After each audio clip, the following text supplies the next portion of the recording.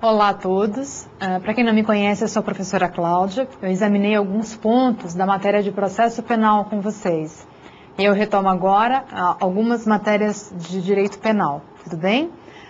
Dando sequência ao estudo da parte geral, vocês já tiveram algumas aulas. Nós vamos agora estudar a ilicitude e as excludentes de ilicitude. Esse é o tema da aula de hoje. Em primeiro lugar, a pergunta que podemos fazer é a respeito dessas duas expressões, antijurídico e ilícito. São a mesma coisa? Podem ser consideradas palavras sinônimas? Há quem diga que o termo antijuridicidade não é a expressão mais adequada porque pode levar ao entendimento de que o fato assim denominado não é jurídico e o crime, vocês sabem, é um fato jurídico. Assim, damos preferência à expressão ilicitude. Para a grande parte da doutrina, no entanto, podem ser tratadas a antijuridicidade e a ilicitude como expressões sinônimas. O que realmente importa é precisar o conceito, pois, no fundo, ambas querem dizer contrariedade ao ordenamento jurídico.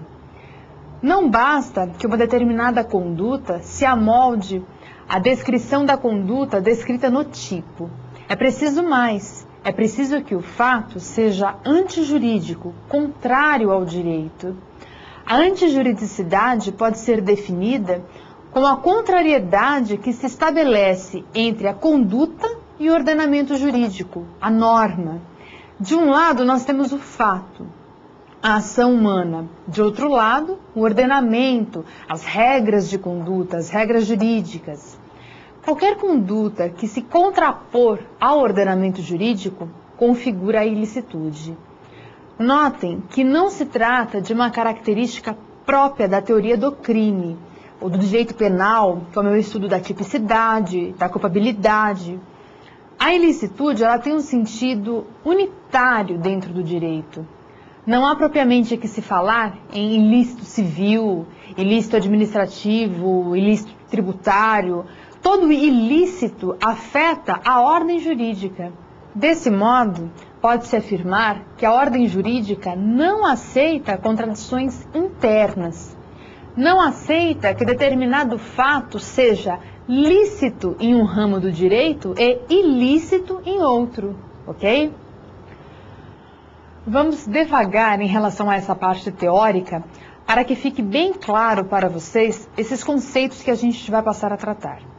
Eu falei que a ilicitude é a contradição que se estabelece entre o fato e a norma. Vejam que é uma definição ampla, genérica. Essa conceituação, repetindo, de que a ilicitude gera contrariedade, inadequação entre o fato e a norma, é o conceito de ilicitude sob o aspecto formal. Prestem atenção. A ilicitude, além do conceito formal, comporta uma apreciação que vai levar em conta o dano, a lesividade da ilicitude. A conduta será lesiva quando ela ferir um interesse socialmente relevante. Um fato será considerado ilícito não apenas por contrariar a norma, mas também porque ele causa uma lesão ou põe em perigo o bem jurídico protegido por aquela norma. Esse é o aspecto material da ilicitude. Vejam que esses aspectos, formal e material da ilicitude, eles se completam, são como duas faces de uma moeda, porque não basta para caracterizar a ilicitude só a contradição entre o fato e a norma, como também não basta a lesão a um bem que não seja juridicamente protegido para se considerar ilícito. Gente, tudo bem até aqui? Continuando. Para ser um ilícito penal, o fato primeiro tem que ser típico. Creio que vocês já estudaram a tipicidade como primeiro elemento do conceito de crime. Porém, quando se fala que determinado fato é típico, não significa dizer que o fato também é ilícito. O que a gente pode extrair disso? Vejam, prestem atenção. Para ser ilícito, o fato deve passar em primeiro lugar pelo campo da tipicidade, ok? Se ele for típico, pode ser que ele seja ou não ilícito. E como é que a gente vai saber se o fato típico também vai ser ilícito ou não? A possibilidade de se verificar a ilicitude não vai existir se tiver no ordenamento jurídico uma norma permissiva, autorizadora do comportamento típico. Vejam, a tipicidade é um indício da ilicitude do fato, mas ela não é suficiente para caracterizar a ilicitude, porque pode ter uma causa de justificação que vai afastar a ilicitude do fato.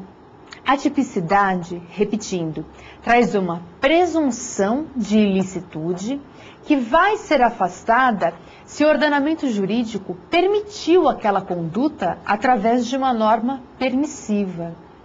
Assim, a ilicitude vai ser confirmada, fazendo um juízo negativo da ocorrência de uma causa permissiva. O estudo da antijuridicidade se faz tendo como parâmetro os comportamentos lícitos. Por isso, se estuda, então, as causas excludentes da ilicitude. Vejam, provada uma causa excludente, uma causa de justificação da conduta, desaparece a ilicitude, mas continua existindo a tipicidade do fato, porém sem a força que tinha antes de se verificar a justificação da conduta. A teoria da ilicitude se relaciona ao fato. Há um juízo de valor que incide sobre ele. Enquanto a teoria da culpabilidade, que é o terceiro elemento do conceito de crime, relaciona-se ao autor do ilícito, incidindo sobre ele um juízo de reprovação da conduta praticada. Até aqui está claro? Podemos seguir? É importante mencionar que o fundamento da exclusão da ilicitude reside no fato de que o ordenamento jurídico compõe-se não só de normas proibitivas, mas também de normas permissivas, que, mediante determinados pressupostos, retiram, afastam a proibição da conduta. Vamos lá, vamos agora falar das causas excludentes de ilicitude. Em primeiro lugar, a pergunta que se faz é: as causas de exclusão são só aquelas previstas em lei? Que são só as causas legais que estão elencadas no artigo 23 do Código Penal? Admite-se uma causa de exclusão que não esteja na lei, mas que é retirada, deduzida do ordenamento? O que a gente está querendo dizer aqui? Estamos falando das causas supralegais de exclusão de ilicitude. Essas causas supralegais não têm uma aceitação unânime na doutrina, porque, segundo parte da doutrina, como o direito penal brasileiro não contempla, assim como o direito penal português, um artigo autorizador dessa causa supralegal, há quem sustente que, em função disso, elas não são admitidas no direito brasileiro. Acontece que essas causas supralegais não dependem de um reconhecimento expresso na lei para subsistir. Elas são inferidas do ordenamento como um todo.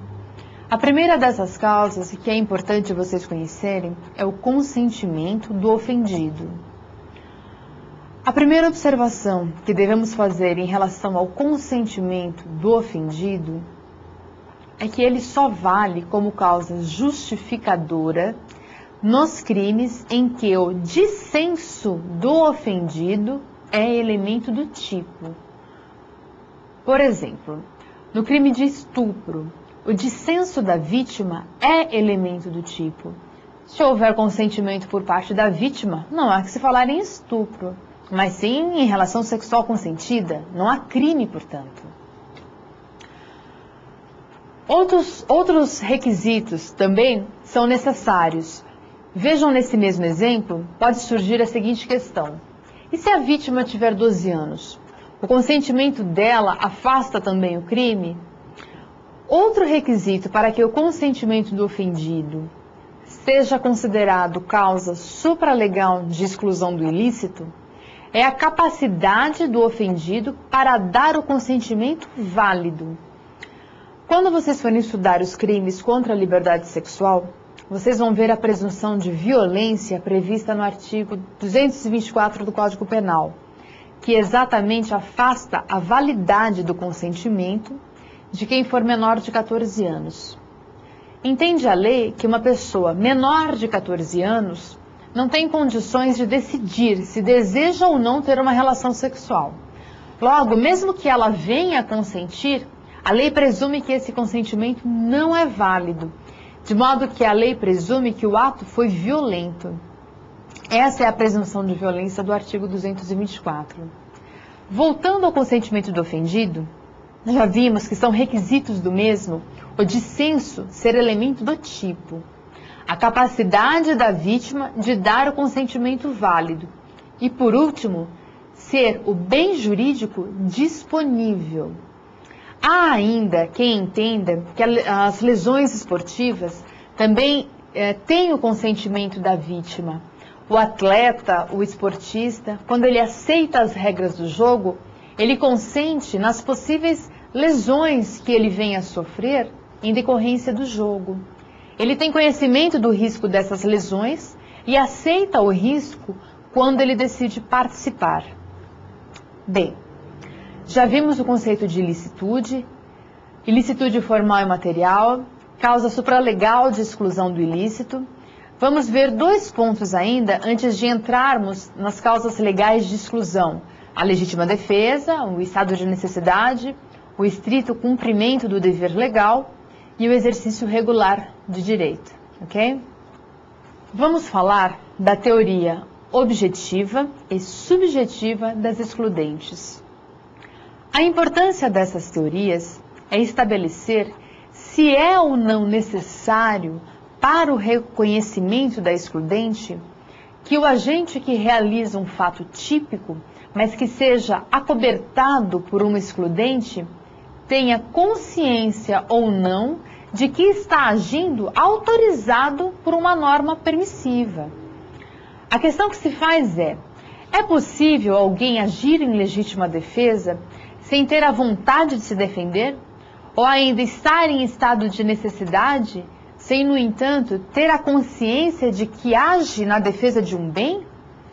A teoria objetiva entende que para configurar a excludente, basta verificar-se os elementos objetivos das excludentes. Já a teoria subjetiva sustenta que é necessário para se configurar a excludente, além dos seus elementos objetivos, um elemento subjetivo, que é a consciência de atuar conforme o direito. Esse requisito de natureza subjetiva é o conhecimento de que está agindo sob uma causa justificante e a vontade de agir sobre essa causa justificante, autorizadora. Inicialmente, a doutrina se posicionou sustentando o caráter objetivo da ilicitude. Posteriormente, passou-se a considerar também o elemento subjetivo da ilicitude, de modo que hoje é dominante que para a existência de uma causa de exclusão de ilicitude é necessário também o elemento subjetivo. A questão não é pacífica, principalmente no que se refere à legítima defesa, porque ao contrário das demais causas, não há qualquer referência no texto da lei, no artigo que trata da legítima defesa, a respeito da vontade do agente. Vejam que no estado de necessidade, é necessário que o agente queira se salvar de perigo atual por ele não provocado, ok? A vontade do agente dirigida para este objetivo é requisito legal. Em relação ao estrito cumprimento de dever legal, o agente deve conhecer o dever legal em que incorre e querer cumprir esse dever. E o mesmo ocorre em relação ao exercício regular de direito. Já em relação à legítima defesa, como a lei não fala acerca de qualquer elemento subjetivo, questiona-se mais quanto à necessidade ou não desse elemento, havendo decisões em ambos os sentidos. De qualquer forma, é possível afirmar que tanto a doutrina quanto a jurisprudência brasileira tendem para a necessidade da presença do elemento subjetivo. Nós vamos voltar nesse tema quando estudarmos as causas de exclusão propriamente ditas. Está claro até aqui? Vamos ver agora o parágrafo único do artigo 23 do Código Penal, que trata do excesso punível. Acompanhe comigo o parágrafo único. O agente, em qualquer das hipóteses desse artigo, responderá pelo excesso doloso ou culposo. Vamos partir de alguns exemplos. Imaginem que determinado indivíduo está sofrendo uma agressão. Ele, na intenção de defender-se, começa desferindo socos, tapas, chutes, até que termina por matar essa pessoa. Veja que há uma situação inicial de legítima defesa. Mas o agente se excede. Não era necessário matar para se livrar da agressão. Ele poderia simplesmente usar de força contra a pessoa para que a pessoa parasse com a agressão. Então, nesse caso, está configurada a situação de excesso. Vejam que o excesso nada mais é do que uma defesa, um ato que ultrapassa a medida da necessidade. Na legítima defesa, nós temos dois posicionamentos para caracterizar o excesso. O primeiro deles entende que a utilização do meio desnecessário afasta a licitude da conduta. Portanto, não incide em excesso o agente que se utilizou de meio desnecessário na legítima defesa. Na verdade, não há legítima defesa, porque o comportamento não é admitido pelo ordenamento. Assim, para essa posição, só configurará o excesso quando o agente escolhe os meios necessários, mas atua de forma imoderada. Por exemplo, para se defender de um assalto, a vítima dá uma paulada no agente, que empreende fuga. Aqui, há o uso moderado do meio necessário. Mas no mesmo exemplo, imaginem que com uma paulada o agente cai e a vítima continua a desferir pauladas até que o agente venha desfalecer. Aqui há o uso imoderado, passa a extrapolar os limites da legítima defesa, incide, portanto, no excesso. No mesmo exemplo, ainda, imaginem que o agente utilize uma barra de ferro e bata com a barra diretamente na cabeça do agente, causando-lhe lesões gravíssimas ou até mesmo a morte. Para esse posicionamento, não se falaria em excesso. O uso do meio desnecessário afasta a legítima defesa, nem entraria no campo do excesso. Já o outro posicionamento entende que o excesso se verifica quer quando o agente escolhe o meio desnecessário ou quando ele atua de forma imoderada. Em ambos os casos, há excesso. É a posição prevalente na jurisprudência. No exemplo que nós falamos acima, na segunda situação, utilizando a barra de ferro, também nesse caso haveria excesso.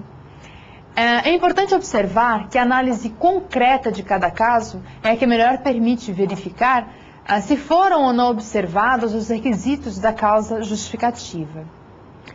Em relação ao estado de necessidade, nós vamos ver que ele se verifica quando o agente pratica o fato para salvar de perigo atual, não provocado por sua vontade, que não podia de outra forma evitar. Nesse último requisito, verifica-se o excesso. Se houver outra forma para salvar do perigo, menos gravosa ou que não traga danos a outrem, o agente agiu com excesso. Em relação ao estrito cumprimento do dever legal, pode ocorrer o excesso quando o agente se afastar dos estritos limites do dever previsto em lei. Quanto ao exercício regular de direito, quando houver abuso no exercício do direito. O excesso parte da premissa de que o agente inicialmente praticava uma conduta acobertada pelo ordenamento jurídico, uma conduta permitida. Ultrapassando o limite do que é permitido, do que é justificado, o agente se excede, perdendo dessa forma o amparo da lei. A conduta realizada no campo do excesso será punida. Notem que não será todo o comportamento do agente que será punível, mas sim aquela conduta que caracterizar o excesso, que extrapolar então o limite do permitido. Vamos falar agora das modalidades de excesso, que são 4. O primeiro e mais importante é o excesso intencional, o excesso doloso, que se verifica quando o agente quer realizar o excesso. Ele aproveita a situação da justificativa e causa maior agressão do que a necessária intencionalmente. Nesse caso, é importante fixar que a intenção, a vontade do agente, nesse caso, retiram a sua conduta do campo do permitido, do autorizado. Ele não age com vontade de se defender. Ele passa a agir motivado, com a intenção de agredir. Logo, toda a sua conduta irá se caracterizar como ilícita, perdendo relevância à situação inicial acobertada pela excludente de ilicitude.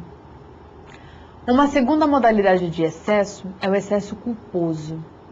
Nesse caso, o agente extrapola o limite do permitido, não por sua vontade, por consciência, mas sim por uma inobservância de um dever de cuidado. O agente age com imperícia, com negligência ou imprudência. Ele escolhe mal os meios, mas a conduta excessiva não foi voluntária, não foi desejada por ele. Por isso, ele vai responder a título de culpa por aquilo que extrapolou, então, o campo do permitido. Há ainda uma terceira modalidade que não é prevista no nosso código atual, mas que é aceita por grande parte da doutrina. Prestem atenção, como causa supralegal de excludente da culpabilidade, não da ilicitude. Ela afasta, vocês vão ver quando estudarem as excludentes da culpabilidade, ela afasta a reprovabilidade da conduta do agente, que por medo, susto, cansaço, age imprudentemente. Essa modalidade é denominada de excesso exculpante, que é a que ocorre quando o excesso deriva de excusável medo, surpresa ou perturbação de ânimo do agente em face da situação. Por último, há uma modalidade de excesso, o excesso acidental, que decorre do caso fortuito, não acarretando consequências para o agente, que continuará dentro do campo de permissão do ordenamento para aquela conduta. O excesso derivando do fortuito, do acidental, ele não representa nem vontade, consciência por parte do agente no atuar, como também não caracteriza a falta de uma observância de um dever de cuidado. Por isso, continua o agente acobertado pela causa excludente, se não se caracterizar nem o excesso culposo, nem o doloso. Ok? Vamos entrar agora no estudo das causas de exclusão de ilicitude, propriamente dita, começando segundo a ordem do Código Penal, com o estado de necessidade. Acompanhem comigo a redação do artigo 24. Considera-se em estado de necessidade quem pratica o fato para salvar de perigo atual, que não provocou por sua vontade, nem podia de outro modo evitar, direito próprio ou alheio, cujo sacrifício, nas circunstâncias, não era razoável exigir-se. Vejam que a situação de alguém estar em estado de necessidade confere a ela um direito, de modo que o fato praticado no seu exercício não é um fato ilícito. Há um conflito de interesses, tanto no estado de necessidade quanto na legítima defesa. Só que a diferença é que, enquanto na legítima defesa alguém interveio na criação do perigo, no estado de necessidade não há essa intervenção. Em primeiro lugar, eu quero tratar com vocês das duas teorias a respeito do estado de necessidade, que são a teoria unitária e a teoria diferenciadora. O nosso Código Penal não faz diferença entre as situações que nós vamos ver agora, de modo que não é pacífico a aceitação da teoria diferenciadora entre nós. A doutrina mais moderna aceita, mas a jurisprudência e a doutrina mais tradicional ficam com a orientação da teoria unitária. Mas eu quero fixar com vocês a diferença entre as duas, ok? Para esse estudo, eu quero propor 3 diferentes situações. Situação A. O bem sacrificado é de menor importância que o bem protegido. Menor importância, vejam. Vamos pensar num exemplo. Para salvar a vida de alguém, destrói-se uma casa. Outra situação agora. Situação B. O bem sacrificado é de igual importância. É o caso de sacrificar a vida de um em detrimento de outrem. Aqui entra o famoso exemplo dos dois náufragos que disputam a tábua de salvação, que só pode salvar um deles. Um deles irá morrer, enquanto o outro irá se salvar. Por fim, situação C. O bem sacrificado é de maior valor que o bem que foi protegido. Exemplo: para proteger um patrimônio, por exemplo, sacrifica-se uma vida. A teoria diferenciadora é aquela que faz uma distinção entre os bens jurídicos sacrificados, diferenciando a situação A das demais, da B e da C. Vejam que para essa teoria só é excludente de ilicitude a situação em que o bem ou o interesse sacrificado for de menor valor que o interesse que foi ameaçado. É o denominado estado de necessidade justificante. Nesse caso, o mal causado tem menos importância que o mal evitado, ok? Já nas outras hipóteses, o bem ou o interesse lesado era de igual ou maior valor que aquele ameaçado. Logo, a conduta não é considerada adequada, não é uma conduta aceita pelo ordenamento jurídico. Nesse caso, os fatos serão ilícitos, mas é possível que o agente seja desculpado se não lhe for exigível, na situação, outro comportamento. Nesse caso, o estado de necessidade pode acarretar a exclusão da culpabilidade. É o denominado estado de necessidade exculpante. Se não for exigível para o agente outra conduta, há a exclusão da culpabilidade. No entanto, se a conduta for reprovável, nesse caso, configura-se o crime. Só haverá a exclusão da culpabilidade se a conduta praticada não for reprovável, repito, se verificar que não era razoavelmente exigível que o agente tivesse outro comportamento em face da situação concreta. Ficou clara a distinção entre as duas teorias? Vamos ver agora os requisitos do estado de necessidade. Primeiro requisito é a situação de perigo. Perigo é a probabilidade de dano, a ameaça de lesão ao bem jurídico. O perigo deve ser real e o evento provável deve ser danoso. Outro requisito é a atualidade do perigo. O perigo deve ser atual ou também, a exemplo da legítima defesa, ser iminente, ou seja, estar prestes a acontecer. A causa do perigo, que é pressuposto do estado de necessidade, pode derivar tanto do atuar humano quanto de acontecimentos naturais, como exemplo, o ataque de um animal, forças naturais, forças da natureza. O perigo, além de atual ou iminente, deve ser inevitável. Não deve haver outro meio para se impedir o perigo. Este é um pressuposto que deve ser verificado no caso concreto. A única forma de se evitar o perigo é através da violação do bem do terceiro inocente, ok? Se a fuga do agente fosse suficiente para afastar o perigo, mas o agente, por exemplo, resolveu atacar para defender o seu direito, nesse caso, não poderá se valer da excludente do estado de necessidade. Só em último caso se justifica o sacrifício do bem do terceiro inocente. O perigo ainda deve ameaçar um bem jurídico do agente ou de terceira pessoa, sendo indiferente para caracterizá-lo se o bem jurídico é próprio ou alheio. O que importa é que o bem ou interesse seja juridicamente protegido. Outro requisito diz respeito à involuntariedade na provocação do perigo. A situação de perigo não pode ter sido voluntariamente causada pelo agente. Quem criou a situação de perigo não pode invocar o estado de necessidade. Em relação a esse assunto, a questão que se coloca é saber se quando a lei fala em perigo não provocado por sua vontade, quis se referir à provocação do perigo por dolo somente ou também por culpa. Quanto ao perigo causado por dolo, é pacífico, que é suficiente para afastar o estado de necessidade.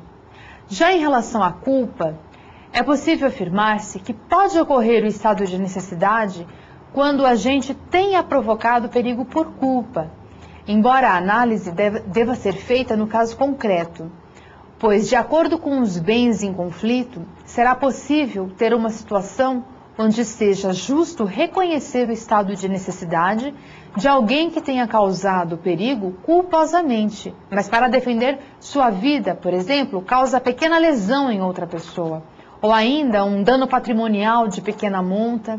Imaginem como exemplo, um incêndio provocado por culpa, por negligência no reparo de uma fiação elétrica. Se a casa pegar fogo, o agente, na fuga, ocasiona a morte do morador para poder se salvar.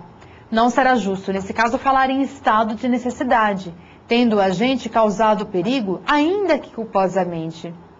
Agora, se o agente, para se salvar, apenas causa lesão leve em outra pessoa, ou quebra uma janela da casa para pular e se salvar, ponderando os bens em conflito, percebe-se que é justo defender que o agente tenha agido em estado de necessidade, apesar de ter causado perigo culposamente. Tudo bem? Ok. Continuando. Já falamos dos requisitos, agora vamos falar de uma limitação que o Código impõe para a verificação do estado de necessidade e que se relaciona com o fato de não ser razoável nas circunstâncias exigir-se o sacrifício do bem. Essa limitação está diretamente relacionada com a proporcionalidade do perigo, que ameaça o direito, e a gravidade do ato causado pelo agente para afastar a situação de perigo. Se a situação de perigo e o ato praticado para evitá-lo forem visivelmente desproporcionais, se era possível exigir-se o sacrifício do bem em perigo, não se configura um estado de necessidade, mas o juiz poderá reduzir a pena de 1 a 2/3. Há quem sustente que essa limitação só é aplicável ao estado de necessidade exculpante, quando, para salvar bem de menor valor, sacrifica-se um de maior valor, e não se configura a inexigibilidade da conduta diversa que poderia afastar a culpabilidade do agente. Então, nessa hipótese, a conduta será reprovável, mas o juiz poderá reduzir a pena, se entender que a situação mereça ser considerada menos culpável. Ok? Gente, vamos parar um pouquinho. Vocês estão notando que essa aula é densa, tem muito conceito, muita teoria. Não se esqueçam que vocês podem sempre voltar, enfim, procurar acompanhar tudo que a gente está tratando, tá bom? Vamos falar agora do parágrafo 1º do artigo 24, que trata da exclusão do afastamento do estado de necessidade, para quem tenha o dever legal de enfrentar o perigo. Refere-se a lei ao bombeiro, ao policial, ao soldado, que não podem justificar a lesão a um bem jurídico alheio, afirmando que pretendiam salvar um bem jurídico próprio. Essas pessoas não podem recorrer ao estado de necessidade porque tinham o dever legal de enfrentar o perigo. O agente está legalmente obrigado a sofrer o risco. A questão que se coloca é saber se o dever legal abrange o dever jurídico, como querem alguns, envolvendo, por exemplo, o segurança particular, que por um dever contratual se coloca na posição de ter que enfrentar o perigo. Tanto Aníbal Bruno quanto Magalhães Noronha entendem que o dispositivo refere-se ao dever legal, de modo que não pode ser ampliado para alcançar o dever jurídico. É uma regra que agrava a situação do réu. Assim, não poderia ser interpretado além dos seus termos precisos. Ok? Vamos entrar agora no estudo da legítima defesa. Acompanhem comigo o teor do artigo 25 do Código Penal. Entende-se em legítima defesa quem, usando moderadamente dos meios necessários, repele injusta agressão, atual ou iminente, a direito seu ou de outrem. A legítima defesa é a mais antiga causa de exclusão de ilicitude. É a mais fácil de entendermos, porque se refere ao direito primário que todo homem tem de defender seus bens jurídicos protegidos, quando for impossível ao Estado exercer a defesa do bem. Apesar de caber ao Estado promover a tutela da sociedade, há situações onde é impossível que o Estado faça essa defesa. A polícia não está toda hora em todo lugar, por exemplo, o Estado não é onipresente. Se um crime está sendo cometido, a pessoa tem o direito de afastar a agressão, ainda que use de força. Quem defende um bem jurídico injustamente atacado, seja próprio ou alheio, atua em conformidade com a ordem jurídica, pois está defendendo a ordem jurídica. Atua assim em conformidade com o direito. O ato de defesa é legítimo e exclui o crime. Vejam que, diferente do que ocorre no estado de necessidade, não há aqui conflito de bens ou de interesses. Há um só interesse que deve ser protegido. Não há, prestem atenção nisso, não há direito contra direito, mas direito contra ilícito. Por isso se fala que a legítima defesa caracteriza-se por ser a luta do bem contra o mal, do certo contra o errado. Vamos ver os requisitos da legítima defesa, sem esquecer que os requisitos são cumulativos. Todos devem estar presentes para existir a causa de justificação. O primeiro requisito refere-se à agressão injusta, atual ou iminente, para preservar direito do agredido ou de terceiros. Vamos por partes. O primeiro momento da legítima defesa é a agressão. É ela que põe em perigo o bem jurídico e provoca repulsa. A agressão está associada ao comportamento humano. Preste atenção aqui. Vocês se lembram que nós falamos quando examinamos o estado de necessidade, que ele admitia tanto o atuar humano quanto acontecimentos naturais, como exemplo, que eu falei lá em cima, o ataque de um animal, ou forças naturais. Pois bem, aqui na legítima defesa, não se admite a defesa contra animais ou coisas, porque estes não são capazes de agredir, são capazes apenas de atacar. A agressão, o perigo, deve ser provocado por uma conduta humana. Há uma situação onde, apesar do ataque vir de um animal, pode caracterizar a legítima defesa. Vamos ver um exemplo? Imaginem que um homem atiça um cachorro para atacar alguém. Nesse caso, a pessoa pode matar o cachorro e estará em legítima defesa, porque o cão foi usado como instrumento pelo homem que atiçou o animal. A agressão veio do homem quando ele atiçou o cachorro e que dele se utilizou como se ele fosse uma arma, entenderam? A agressão deve ainda ser injusta, contrária ao direito. Assim, está autorizado a se defender em legítima defesa quem sofre uma agressão ilícita, ainda que não seja crime. Admite-se ainda que a agressão injusta seja praticada através de um comportamento comissivo ou omissivo, por meio de uma ação ou omissão. Nesse último caso, pense no exemplo do carcereiro que recebe um alvará de soltura e não o cumpre e pratica, então, uma agressão injusta omissiva. A agressão deve ainda ser atual ou iminente. Atual é aquela que se manifesta no momento presente, e iminente aquela que está em termos de manifestação imediata. Não pode haver legítima defesa nem de agressão passada ou de agressão futura. Caso contrário, estaríamos utilizando a legítima defesa como vingança ou medo. O que justifica a defesa é tão só a necessidade de defesa urgente e efetiva do bem ameaçado, o que só se justifica pela agressão atual. Se a lesão já estiver consumada, já não cabe a legítima defesa. mas ela é admitida nos casos em que perdura a consumação do crime. O caso, no exemplo, crime permanente. Nesse crime, enquanto perdurar a consumação do crime, a agressão é atual e poderá a vítima agir, então, em legítima defesa, os crimes permanentes. Quando se fala em legítima defesa própria ou de terceiro, na própria há a coincidência de polo. Quem realiza a conduta é a mesma pessoa que está sofrendo a agressão. Já na legítima defesa de terceiro, quem realiza a conduta defensiva é pessoa diferente daquela que está sofrendo a agressão. Ok? Continuando, já vimos que a legítima defesa deve ser contra agressão injusta, atual ou iminente, contra direito próprio ou de terceiro.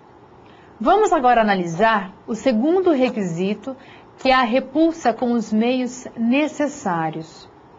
Para ser considerada uma defesa legítima, a defesa deve ser efetuada com o emprego de meios necessários para fazer cessá-la, para impedir que a mesma continue ou impedir que ocorra a agressão iminente.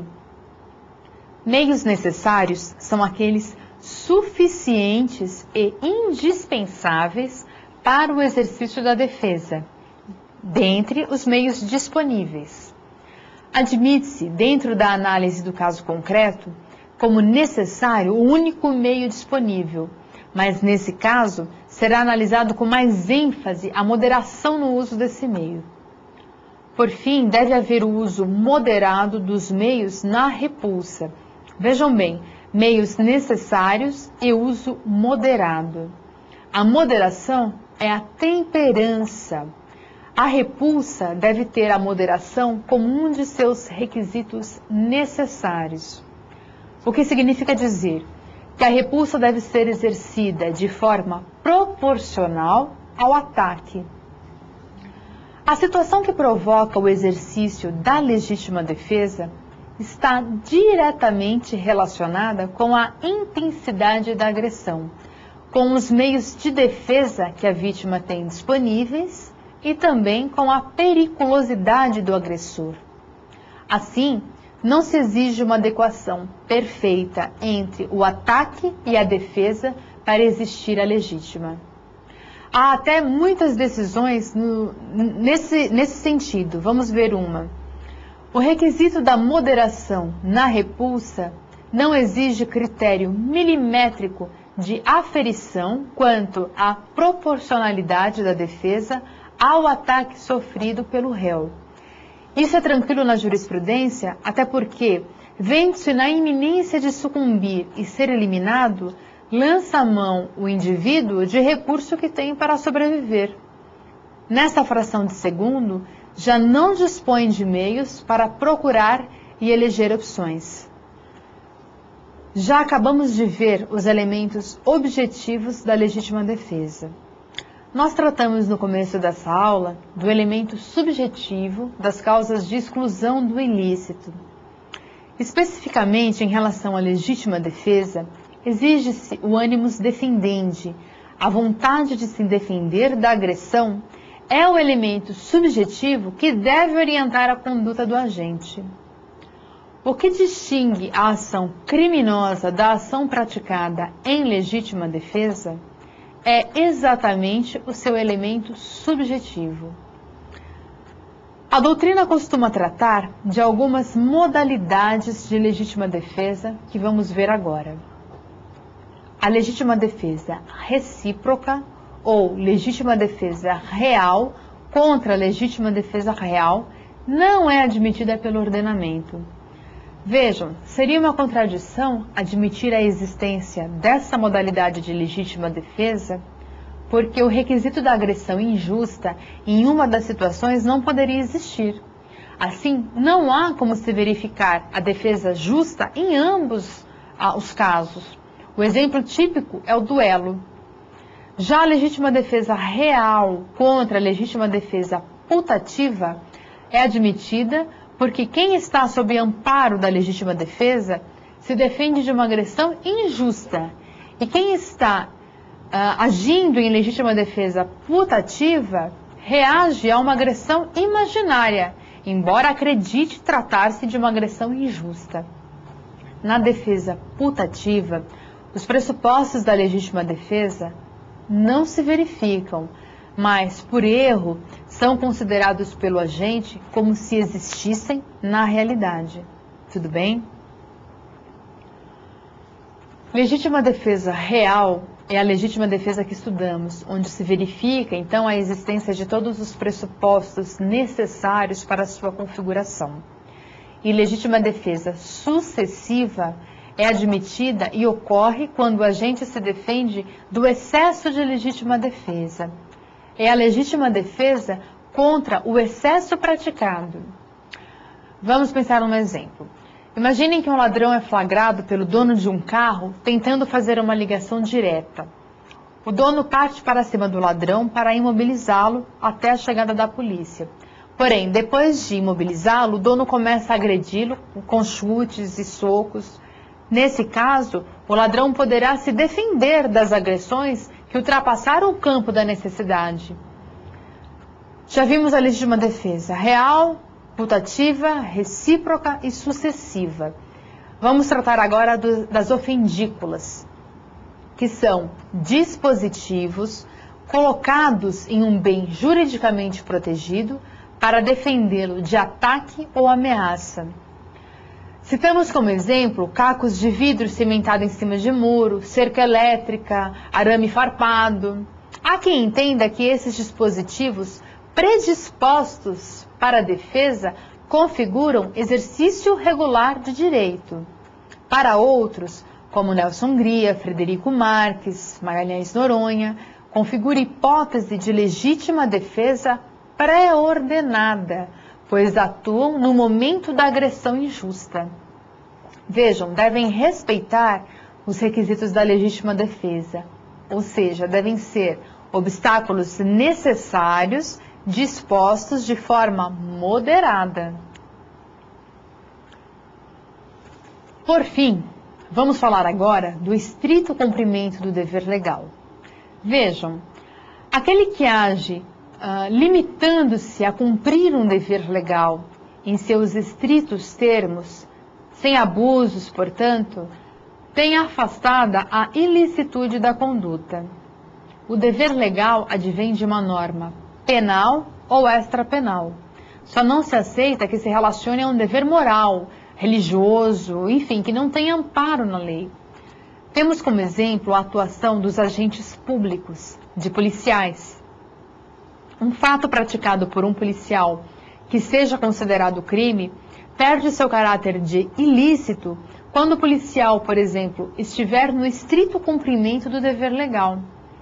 Nesse sentido, vamos ver um acórdão do Tribunal do TACRIM, do Tribunal de Alçada Criminal de São Paulo, que está na RT 402, na página 276, que diz: age em estrito cumprimento de dever legal e de start não pratica crime algum, o policial que, em perseguição a delinquente em fuga, atira contra a sua perna para obstar aquele, ao receber ordem nesse sentido, da autoridade hierarquicamente superior. Quando se fala no cumprimento da ordem nos estritos termos, quer se referir ao cumprimento da ordem sem exorbitância, diz a doutrina. O que significa? A ação, nesse caso, estará de acordo com o direito quando se observar o arbítrio adequado ao dever.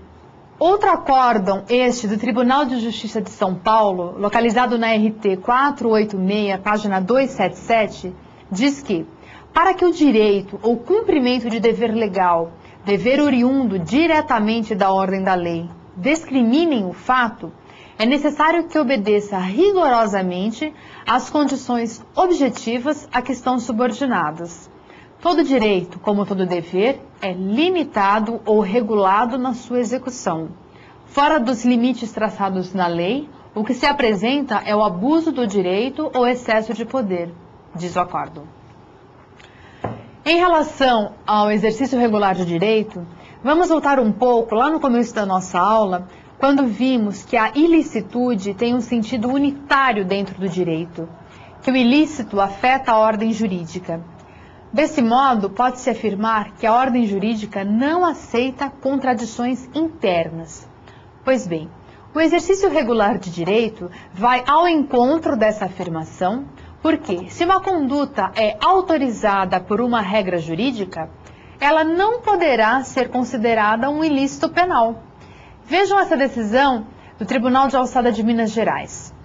Se a prática de determinado fato que, em outras condições, constituiria crime, é permitida por determinada norma extrapenal, há que reconhecer-se a excepcional licitude de tal comportamento, uma vez que o direito constitui um complexo harmônico de normas que não devem conflitar entre si. Essa decisão está na revista de jurisprudência do Tribunal de Alçada de Minas Gerais, 22, na página 330. Em relação ao exercício regular de direito, devemos nos lembrar do ius corrigendi que os pais têm em relação aos filhos, para a educação dos filhos, no exercício do poder familiar. Vejam que é admitido castigos moderados, como se infere até mesmo da leitura a contrário senso do artigo 1638, inciso 1º do novo Código Civil. Castigos moderados não quer dizer que se aceite por parte dos pais violência habitual contra os filhos em nome da correção. O castigo deve ser moderado e não pode ultrapassar o necessário e o razoável para o fim a que se propõe. Tudo bem? Vamos encerrar nossa aula por aqui e, na sequência, vamos começar a próxima aula com o estudo do erro de tipo, do erro de proibição, finalizando com a coação irresistível e a obediência hierárquica. Então, até a próxima aula.